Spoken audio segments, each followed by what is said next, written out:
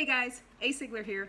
I am working this week on the cocktail of the week for SIGLERinPLACE, the Siglocktail, by video, so that you guys get a little bit more fun, education, and a little bit more A, I guess. So this week we're making a classic drink. It's called an Italian lemon drop. You guys might know it as a lemon martini. They were kind of created in the 1980s when the vodka craze first took over the United States. I'm going to add some limoncello to this to make it an Italian lemon drop, but let's get started.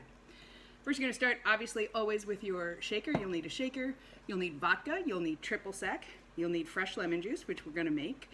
You'll need limoncello, which you can either make or buy at any liquor store or any grocery store. And you'll need simple syrup, ice, glasses, and hopefully somebody to toast with. Okay, here we go. You'll start, I've been doing this a little bit already, but you'll start by, also my camera might shake when I do this, but just bear with me.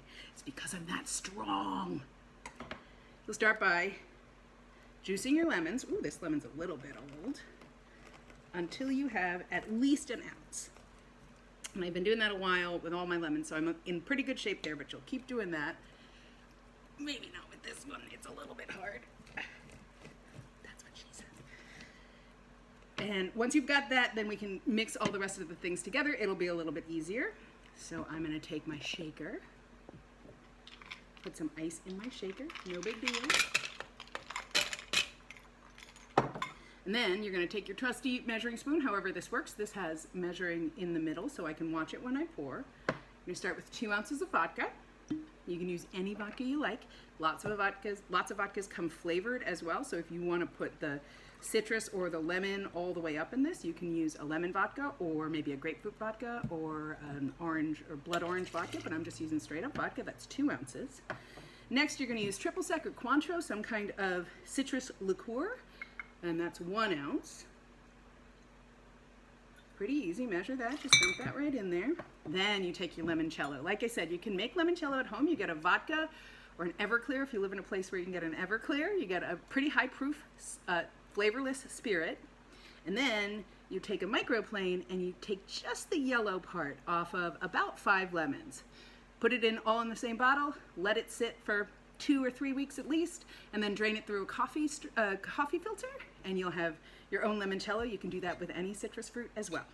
You're going to take, if I can get it open, just half an ounce of limoncello, because you already got a lot of alcohol in this drink.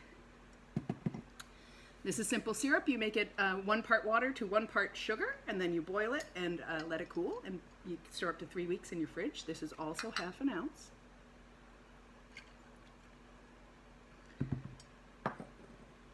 And it's as easy as that. Then you find your top of your shaker. Oh, no, I'm sorry. We've got to add our lemon juice that I made. Jeez Louise. This is also half an ounce. Like I said, it's a pretty lemony drink, but you can change it if you want it a lot tartar. If you want it a lot sweeter, of course, you'll just add a little more of your simple syrup. Then, you do this. I'm going to lift it off the table, of course, because I don't want me shaking to shake everything.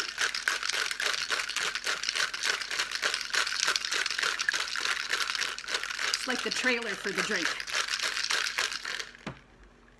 And then you have to figure out how to open it without shaking the camera.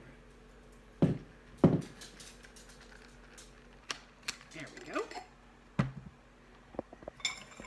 Use your strainer. Martinis, traditionally a lot of the fruit martinis come with no garnish. Sometimes there comes a little bit of salt or lime or whatever on the rim, but this is just going to be a straight up plain drink. And then I'm going to find Mr. Scott Sigler and we're going to toast. Oh, there he is! Hey!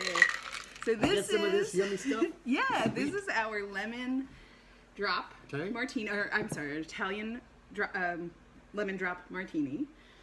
Salud. Salud. It's pretty lemony, but it's pretty good. It's a nice summer drink. That's going to kick someone in the privates right there. He'll sneak up on you. So I'm going to work on editing this, my first video, but if I come back, I'm going to teach you a mid-19th century version of this as a variation. We'll be back soon. See you on Tuesdays. Okay, guys, I had to check the tape. This one's okay. I'm still going to run with it, but I wanted to give you one variation because I like to up-level like that, so sue me.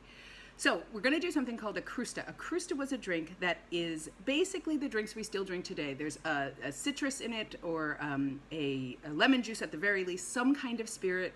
They wouldn't have used vodka in the mid-19th century when they were doing this, because vodka was not very prevalent. But you could have it brandy, you could have it cognac, you could have it whiskey, you could have it any of those, because it was the presentation that was crazy and delightful. In the mid-19th century, this was called a crusta when it came out of Italy, but it was also known in New Orleans and lots of sort of drink capitals of the world as a fancy cocktail. So, super easy. It's the same recipe that we made already. The alcohol that I just made for you is the same, but the presentation is the thing we're going to do here. I'm going to show you how to do it, but you start with a sugar-crusted rim. That's why it's called a crusta. That's a translator root word, same as crust. You do this early so that it really crusts on there, but you always serve it in a stemmed glass. You can serve it in a wine glass if you got big plans for the night, but otherwise, you dip it. This is just a bowl with superfine sugar in it. And unlike when you rim a martini glass or something like that, you are really crusting a lot of sugar around that rim. And then you let it dry to an actual crust, and then it's still thick and it's like this. It might drip down a little bit on the inside. That's fine, no big deal. You're just gonna mix it up in your drink anyway. Then you peel a lemon like an apple, so you get a big, big piece like this. And it has some pith, but not very much pith on the other side. And then you're gonna put it on the very top of your glass like that once you pour the liquor in it. But we're gonna remove that now so I don't screw anything up. You gently pour so that you don't wash away the sugar rim. This is a stemmed glass, so it's not traditionally an iced drink. Then you take a little bit of bitters. I'm gonna use orange bitter because this is a lemony drink, but you can use aromatic bitters just as easily. And you just put 1 or 2 drops in there, because bitters goes a real long way. If you don't know what bitters are, they're lots of herbs, lots of spices, things like that, marinated and infused, not marinated, into a liquor. It can be a wine, it can be a vodka, but then it's distilled out so that the aromatics, the really flavorful herbs and spices, that's left behind very strongly, and a few drops goes a really long way. All right, so then you take your little apple skin, lemon skin, you do that, and that's how it's served. Here's the crazy thing. I don't know how you drink this because, it was very popular in the mid-19th century. I think what you do, but I cannot confirm this today. If I do learn it, or if any of you guys know, please email me at info@emptyset and let me know. I think you push that down in there so that some of the oils from the pith and the rind and all that get into your drink, because you've already put some bitters in it. And then you drink, obviously, like you would drink any other sugar-rimmed drink. So if you would like to watch us either drink this or the lemon drop, the Italian lemon drop that I made a little bit earlier, you can come to our Tuesdays and Thursdays live event. It's Tuesday and Thursday. It's on facebook.com/ScottSigler, twitch.tv/ScottSigler, or youtube.com/ScottSigler. It's every day that starts with a T at 6 p.m. Pacific time. You guys do the adjustments before you drink your drink so that you know what time zone it is for you. Stay safe. We'll see you on Tuesday or Thursday. Mwah.